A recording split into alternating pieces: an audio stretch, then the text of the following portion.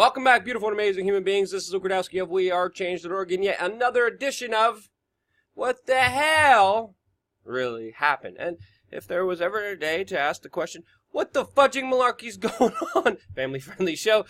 The absolute hooey in what's happening today. It is today, as of course many rumors, fears, and speculation hit the internet after a series of events that left a lot of people very concerned. And that's why in this video we're going to talk about that, Donald Trump's favorite warhawk daughter, the misguidedness, saying this politely, of Alexandria Ocasio-Cortez, a new secret society Bilderberg member gaining more authority and power, and even the stupid argument that's happening around sneakers right now, and hey, maybe even aliens. Now, before we begin, one of the ways that we exist to give you free content every single day with the latest breaking news is, of course, with cryptocurrencies. And one way that you and I could earn cryptocurrencies is through using the Brave browser. That, by the way, has already saved me 3.4 hours in time saved because of the ads blocked, as well as the trackers and efficiency of this browser that allows you to not only browse faster, but also be rewarded for your browsing with, of course, cryptocurrencies that rewards you for using it. And honestly, if you just start using something that, in my opinion, is a lot better than Chrome and Firefox, click the link down below. It's the first one in the description, because even though we don't have an official partnership with Brave, I'm just literally using an affiliate code that anyone can, but this is something that I like, and it doesn't cost you or me anything to use, and helps out everyone. Now, I woke up this morning with many of my journalist friends hitting me up saying that something is happening. This, of course, was because of many reports coming from Israel and also allegedly Fox News that the U.S. Vice President Mike Pence was summoned back to the White House after a New Hampshire trip was canceled because of a, quote, emergency. This was around the same time that Russian President Vladimir Putin canceled his entire schedule for the day. This, of course, all was happening as the European Union was already meeting, and of course gold was also on the rise, leaving me personally hoping that this was a situation involving aliens. And of course you would understand why if you would watch the previous What the Hell Really Happened news segment, which of course I will link in the description below, where of course we talked about the topic at the end of the video. Now we have the latest report from RT Russia Today saying that, quote, spokespeople for the Vice President and the White House said that there has been, quote, no emergency callback and that there was no cause for concern, and that the changes of plans were not related to Pence's health or that of President Donald Trump, they said, with, of course, no official explanation to why the trip was canceled. But, of course, that there is no genuine emergency happening. Just saying that something came up. Now, it's also important to state here that the European Union meetings were already scheduled and that gold did go up, but previously yesterday it did go down. All of this on the backdrop of millions of websites being knocked out because of major outages, which brought down many prominent websites for even as long as an hour and a half, with some websites being restored in, of course, also 30 minutes. That, along with also the latest revelations that 14 Russian sailors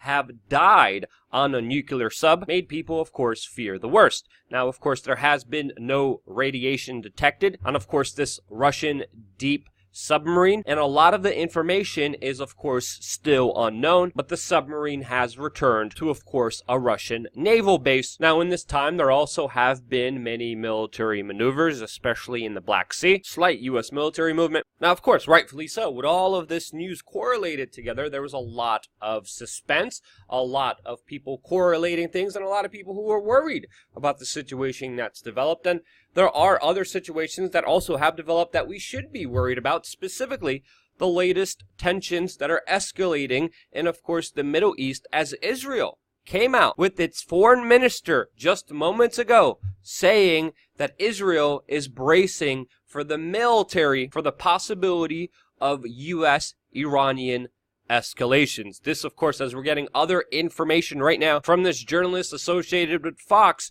saying that there are 12 F-22 Raptors fighter jets that are allegedly in the position in the Persian Gulf. This is according, of course, to her. Still have not seen any independent sources on this particular incident. Israel also warned Iran today that it would be, quote, hit hard in war because Iran started to, of course, stockpile uranium again. And that Israel was, quote, even willing to act alone and attack Iran for doing this if they, quote, had to, with Iran, specifically Iranian's parliament's National Security Commissioner, coming out and threatening to destroy Israel within 30 minutes. If, of course, the United States decides to preemptively attack Iran. Now, even though Iran is not getting any major attention and play in, of course, our mainstream media, this is a very significant issue, not only because of the clash of civilizations between the Sunnis and Shiites in the Middle East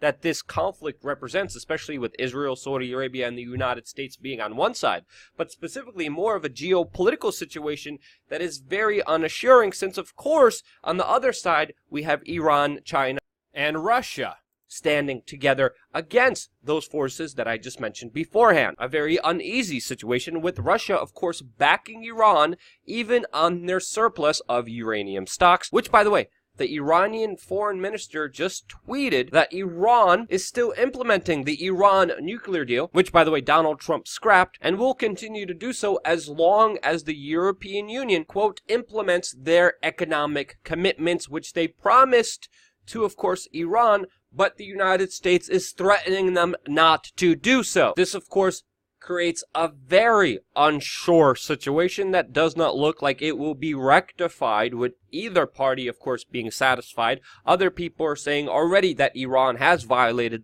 the Iran nuclear deal, which, but again, people don't understand here. Donald Trump scrapped the Iran nuclear deal, prevented the stockpile of uranium by Iran, which this whole entire situation is, of course, all about right now. Now, of course, the European Union is urging Iran to abide still by this nuclear pact, trying to, of course, salvage any deal here to make sure the escalations do not keep rising from this entire situation. And as I've been saying for a very long time, there doesn't look like there will be a compromise, and that this situation, especially with American foreign policy, especially with the situation geopolitically, will not be solved anytime soon, and sadly will only worsen from here. Now, in related news, connecting, of course, to the European Union, we are learning after meetings today that Germany's Ursula von der Leyen has been nominated to now lead the EU Commission. Now, what's really important about Ursula von der Leyen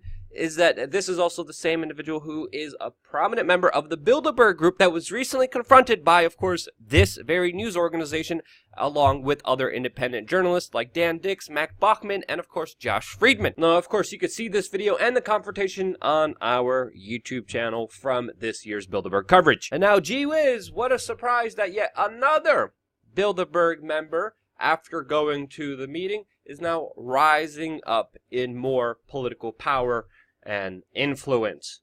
Gee, who would have thought that could have happened? And now moving forward in other related news to people who should not be in power, we of course have extremely cringy video coming, of course, from the French diplomatic team releasing a video of Ivanka Trump butting in, and you can see the body language here. It is very, very uncomfortable between the conversations of world leaders, including the IMF head, to, of course, a lot of their surprise. France even had to release a statement saying that it did not mean to embarrass Ivanka Trump with releasing what the week is calling a mortifying G20 video. And after that video and many other images coming of Ivanka even recently meeting North Korean leader Kim Jong-un. And of course, a lot of this was met with criticism, with many people photoshopping Ivanka discovering the cure for polio, being pictured here with John Lennon and Yoko Ono, and of course, many other hilarious photos. And Ivanka Trump, even though she is only the daughter of Donald Trump and holds no official position in government, was at these meetings to, quote, talk about women's empowerment, cause that she has promoted since her father's 2016 presidential campaign. But most importantly, what needs to be understood here is the sheer amount of power and influence and role that Ivanka Trump is playing. That, by the way, this is even according to Donald Trump's own son, that it was Ivanka Trump's crying and, quote, being heartbroken, that was able to, of course, galvanize her dad, Donald Trump, to bomb the Syrian government. Of course, Ivanka is also married. Jared Kushner,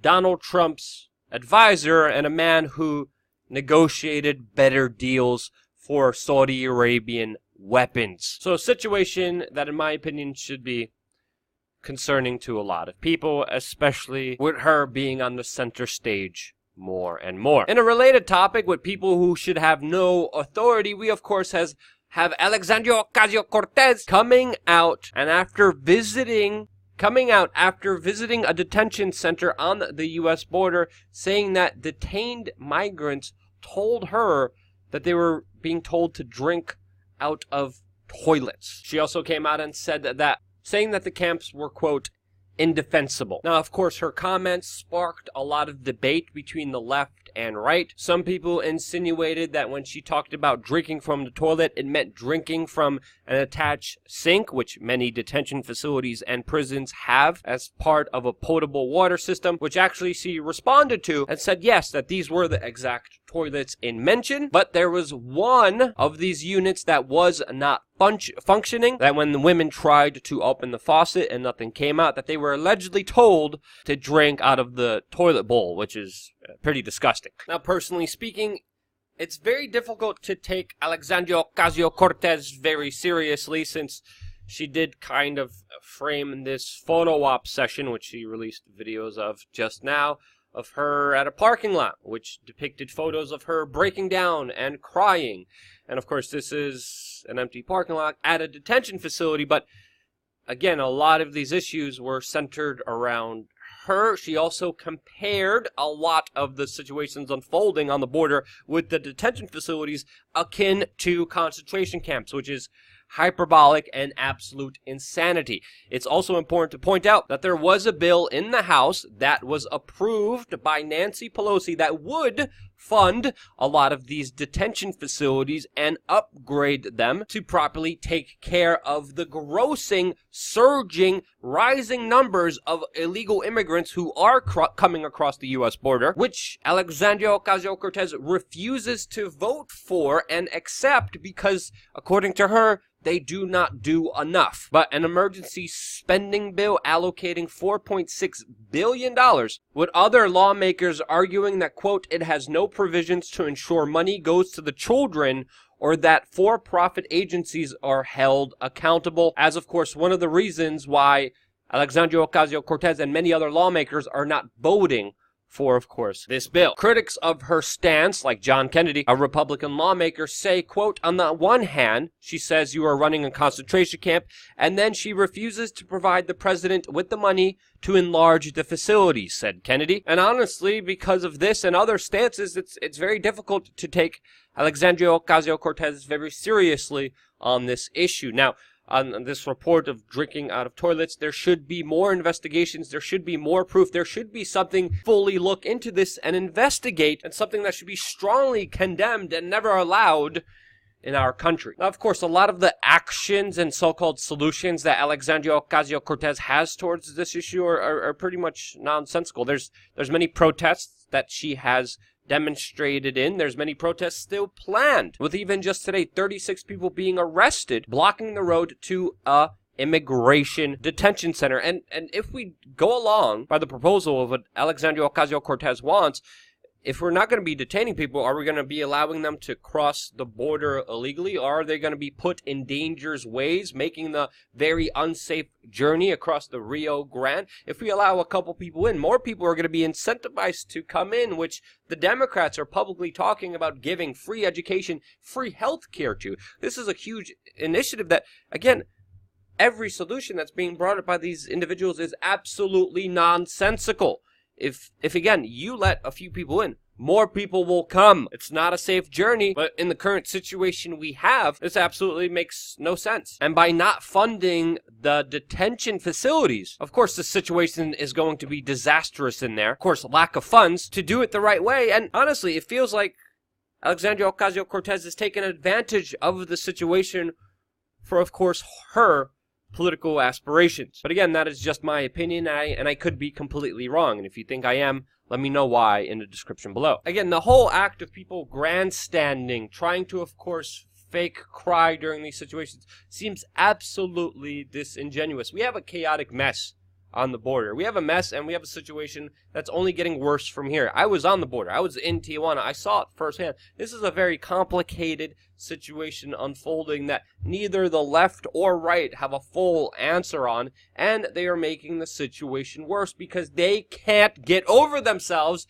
and their aspirations of power rather than, of course, deal with the issue from a humane perspective. If you look at illegal immigration, there's many arguments, legitimate ones, that we made on this channel against the left and of course against the right. It's a human issue that is a very nuanced issue. It's a very gray issue. And these people are hell-bent on making it black and white because that is what is going to work out for them personally as egotistical individuals who are there supposedly to represent you. In reality, they're just acting like children who can't get past their ego to actually solve a problem and do the right freaking thing. And it's stupid, and people are suffering for this, and I blame both of the parties. What's your take on it? I am very curious to get your feedback, especially if you think I am wrong. I always look forward to criticism because it's really the only way to grow, understand, and learn from this entire chaotic, unfolding mess